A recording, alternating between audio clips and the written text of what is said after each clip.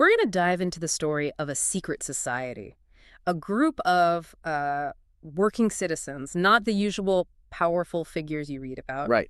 Not generals, not governors. Exactly. And these were people who decided fundamentally that they were done taking orders. They really were the engine that drove the first big conflict in American history. Yeah, I mean, they didn't just participate. They made it happen. We are talking about the Sons of Liberty. They seemed to pop up almost overnight in the colonies back in the summer of 1765. And their mission was, well, it was simple, but also terrifying. How do you fight back against the laws of the most powerful empire on earth? The key thing to understand here is the strategy. How does a scattered network of shopkeepers and working men organize in secret? And not just organize, but actually challenge an empire. It's really a masterclass in resistance. Yeah. It shows how grassroots power can sometimes be stronger than military might. Okay, so let's get into the trigger. There has to be a starting point. What was the law that kicked it all off? Well, it was the Stamp Act. And it's so important to get what this act really did. It wasn't just another tax on goods coming in from ships, right? No, that's the key. Colonists were kind of used to that, even if they didn't like it. This was different. It was an internal tax. So what did it tax? Almost every single piece of printed paper they used.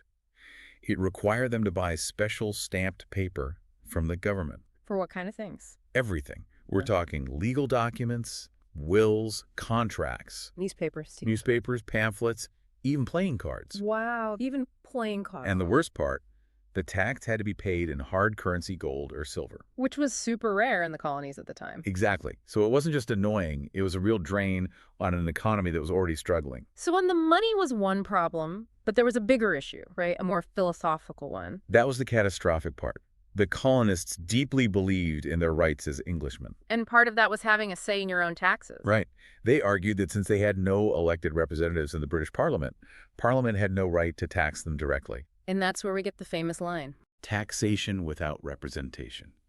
It became the rallying cry. To them, this wasn't just a tax, it was a violation of their basic rights as free people. But didn't the British have a counter-argument? I remember something about virtual representation. They did. Yeah, that was their official line. No. Parliament's argument was that every member represented the entire British Empire, including the colonies. So someone elected in London was supposedly speaking for a merchant in Boston. That's what they claimed. The Sons of Liberty and other colonial leaders, well, they just rejected that completely. They wanted actual representation. Yes, someone they actually voted for, someone who is accountable to them. So for the Sons of Liberty, the immediate goal was simple. Make the Stamp Act fail. Make it completely unworkable. Ensure nobody bought the stamps and nobody followed the rules. That was the first major step toward a real conflict. So who are these people? Who are the Sons of Liberty? It's fascinating because the members were mostly the people who were hit hardest by the act. Mm-hmm. You had merchants and lawyers, sure, but the real muscle, the people on the streets, were artisans, printers, laborers. So regular citizens. Educated, politically aware citizens who were all connected in the big cities. And they had to be secret, right? Because what they were doing was, well, it was illegal. Totally illegal. They could be arrested for treason. So secrecy was everything. How did they manage that? How do you build a movement across colonies when you have to hide? They use a kind of decentralized structure, like cells. You might know the guys in your little group, but you wouldn't know the entire leadership or who is in other cells across town. So if one person got caught? They couldn't give up the whole network. It was a brilliant way to protect themselves. And they were centered in cities like Boston and New York? Yes, because that's where the impact was strongest and where you could gather a crowd quickly. And the name itself, Sons of Liberty. That was a powerful choice. A very smart choice. It actually came from a speech in Parliament by a man named Isaac Barré, who defended the colonists. He called them Sons of Liberty. So they took that name for themselves. They did. It immediately framed them as defenders of their rights, not just, a bunch of angry rioters. It gave them legitimacy. Okay, let's talk about their playbook. What were their methods? They used a whole spectrum of resistance. On one end, you had public meetings, town halls, very passionate speeches. That was the persuasion part. And on the other end? When persuasion didn't work, they moved to intimidation. This wasn't just shouting, was it? No, not at all. Their main goal was to make the tax collectors quit their jobs. So they'd gather huge, angry crowds outside an official's house. To scare them into resigning? Exactly. Sometimes they'd vandalize property. They'd make it clear, if you work for the crown on this, your life here is going to be miserable. And they used effigies, right? These dummy figures. Yes, that was a huge tool of psychological warfare. They'd create a dummy of a tax official and hang it from a tree for everyone to see. Which brings us to the Liberty Tree. The famous elm tree in Boston. It became their outdoor office, their central meeting spot. Hanging an effigy, there's like a public trial and a warning all in one. It was pure political street theater. So you have a psychological game, and then the economic one, the Yep. boycotts. And the boycotts were maybe their most powerful weapon in the long run. How did they work? It was basically an organized refusal to buy British goods. Colonists realized that their money was a weapon. They stopped buying things like British cloth, tools, luxury items. You make it too expensive for the British to run the colonies, but you also make it so they can't profit from them. That's the genius of it. The real target wasn't just the government. It was the powerful British merchants back in England. Because if they started losing money... They would pressure Parliament to repeal the tax. And it worked. So we have the Liberty Tree as a symbol, but how did they coordinate all of this? How did a group in Boston talk to a group in Philadelphia? That's where the committees of correspondence came in. Think of it as the nervous system of the resistance. Like an early version of a news network. In a way, yeah. It was a system for sharing letters and news very quickly between the colonies. They used riders on horseback, like Paul Revere, to carry messages. So they could share intelligence about new laws or troop movements. And it meant they could coordinate their actions.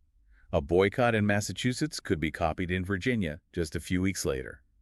It turned lots of small protests into one big, unified movement. Let's talk about some of those key players. While most members were anonymous, a few leaders were well known. People like Samuel Adams. Adams was the master organizer, the propagandist. He wrote articles that gave the movement its intellectual and moral backbone. And Paul Revere, who was more than just a writer. Much more. He was a silversmith and an engraver. He could create political cartoons that turned complicated ideas into simple, powerful images that everyone could understand. He was like the media department. And then there's John Hancock. The money. Hancock was an incredibly wealthy merchant who funded a lot of their operations. Having him on their side gave them a level of, social respectability. Okay, so this brings us to their most famous act of protest, the Boston Tea Party in 1773. Right. The Stamp Act was long gone by then, but the British had kept a tax on tea and given a monopoly to the East India Company. This wasn't just about the tax, was it? No, it was about the monopoly. The company could sell tea so cheaply, it would put colonial merchants out of business. It was another attack on their economic freedom. So the Sons of Liberty disguised themselves as Mohawk Indians. A brilliant bit of theater. They boarded 3 ships and dumped 342 chests of tea into Boston Harbor. An incredible amount of property destroyed. We're talking millions of dollars in today's money. It was a huge, risky statement. What was the message? The message was that the colonists were fearless, that they were willing to escalate things dramatically. The message was, you do not control our ports or our trade. But wasn't that a huge risk? Weren't they afraid it would alienate people who were on the fence? Oh, absolutely. It was a massive gamble. But they believed the moment required a shock to the system. Something so bold, it would force everyone to pick a side. And they were right. And we can't talk about this without mentioning the role of women. The Daughters of Liberty. Their role was absolutely critical, essential. It wasn't just a side project. The boycotts would have failed without them. How so? Well, when the men boycotted British textiles, the Daughters of Liberty organized spinning bees. They gathered and spun their own yarn to make homespun cloth. So they created an alternative. Exactly. And in their homes, they boycotted British tea, finding substitutes with local herbs. And why was that so important? Because women made most of the purchasing decisions for the family. They were the ones at the market. By changing what their families wore and drank, they turned every single household into a center of political protest. So the boycotts hit Britain hard. The merchants started complaining to Parliament. Loudly. They were losing a fortune. They became the colonists' biggest lobbyists in London, demanding that Parliament repeal the taxes to get trade going again. But after the Tea Party, Parliament didn't back down. They doubled down. They did. They passed a set of laws the colonists called the Intolerable Acts. And what did those do? They were designed to punish Boston and make an example of Massachusetts. They closed the port of Boston, which was a huge blow to the economy. And they took away their government. Essentially, yes. They stripped Massachusetts of its right to self-govern and put it under military control. More soldiers were sent in. The British thought this would scare the other colonies into line. But it had the exact opposite effect. It united them. Completely. Yeah. Instead of isolating Boston, the other colonies rushed to help, sending food and supplies. The fight wasn't about taxes anymore. Now it was about basic freedom. And this forced the Sons of Liberty to change their own mission. Yes, their focus shifted. They started as tax protesters, but now they were preparing for something much bigger. For war. For war. Their secret meetings were now about collecting gunpowder and weapons, not just organizing boycotts. They were laying the groundwork for a revolution. Their legacy, then, is enormous. They proved that organized protest, using economic pressure and good communication, could challenge an empire. They really created a template for American grassroots activism. And they showed that you don't have to be a general or a king to change the world. Exactly. Their bravery is a reminder that ordinary citizens, when they stand together for what they believe in, can have world-changing results. Keep exploring and challenging assumptions. Good luck with your studies.